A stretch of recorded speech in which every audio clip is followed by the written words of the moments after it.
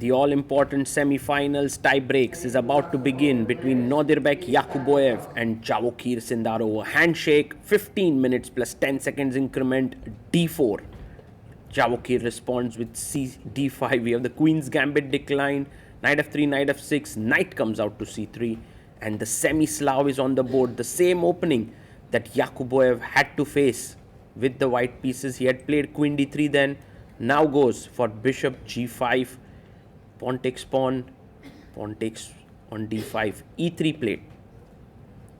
A very well-known system, h6. Generally, bishop h4 is played, but Yakubboev goes for bishop f4, rerouting the bishop on this diagonal. Knight h5, attacking it instantly.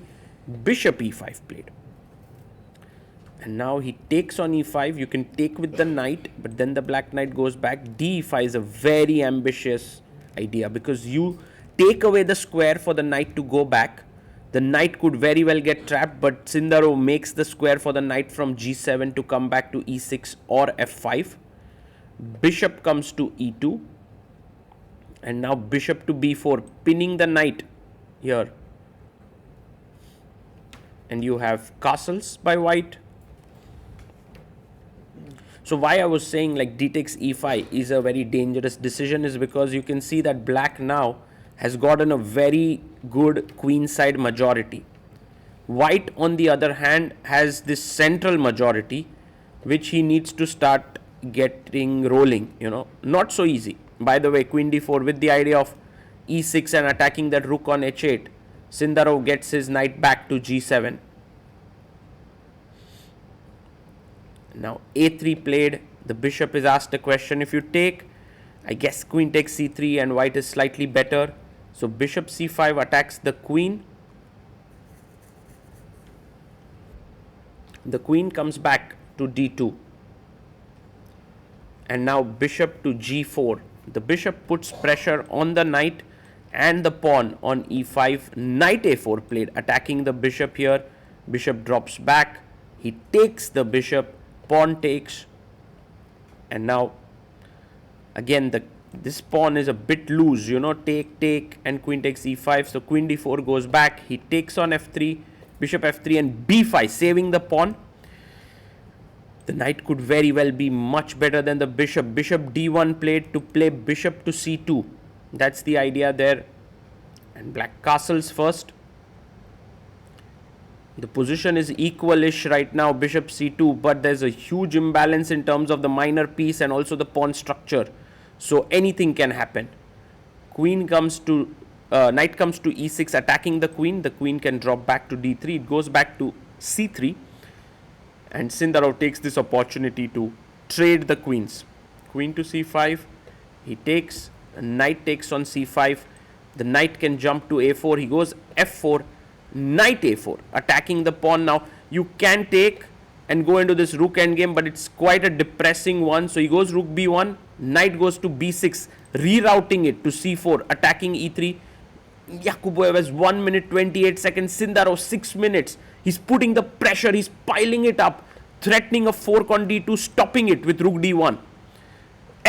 King g7 played. He's trying for f6.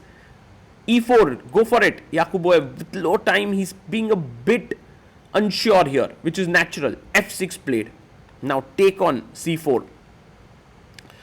He first takes on f6, rook f6. The e3 pawn has become slightly weakened, but he takes the knight, pawn takes. You want to go b3. You want to play it because then the b7 pawn is a bit weak. He plays g3, hesitates a bit. These hesitations right now are not that fatal, but if he waits for too long, like rook c1 again, b3 needed to be pushed at some point. b5, you can see Sindarov's structure bulletproof because of this pawn on c6. He goes rook d4. e3 pawn is a bit weak. He gets his rook here, attacking the pawn on e3. Rook comes up to c3 to defend the pawn. And now Sindarov gets his king up, king to f6. King f3 played, and now king e7, king d6, c5. Get the pawns rolling in the center. Seems like a fine idea. He goes h5. Yakubboev needs b3 to get some breathing space. Otherwise, he's kind of completely packed up. Yes, b3, good move. Fighting back. Can he get this some activity back and try to hold this? Well, g4 could be very dangerous, so he takes the pawn, king takes g5. And now taking on c4. Yeah, he takes it. And now Sindarov can take with b pawn. D pawn is also good. He can give a check in between with either of these rooks. He gives a check. Rook f4 looks very normal here. Just bring your rook. Oh, he goes king g2. And now very important to play d takes c4, because otherwise if b takes c4 then e4. Yes, he takes d takes c4, the right move. a4, a big mistake. He had to go rook f4. The reason is now rook a8. And the game is over because AB, CB, and you get the two connected passer. He finds it. Sindarov's time usage has been so good. Check. Suddenly the rook enters in. King g1. And now c takes b5. Oof, oof, oof. Check is met with rook f5. He's just completely lost here. e4. Pawn pushes forward. Rook b2. With the idea of rook c6 and b4 coming in. Rook d5 check. And Sindarov is so accurate. Brings his rook back. Now the strongest move is rook c6 with the idea of b4. Of course, finds it. Rook to c6.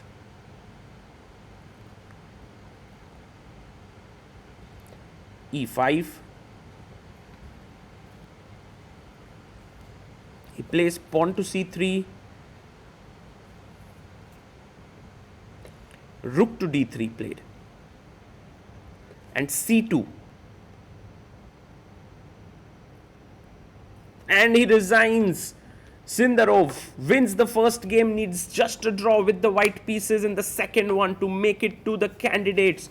What a big win here for Sindarov. And he quickly arranges his pieces, ready to go back to start preparing for his next encounter. Yakubboev needs to find his best form in the next game. Will he be able to do it? Time will tell. But a huge win for Javokhir Sindarov.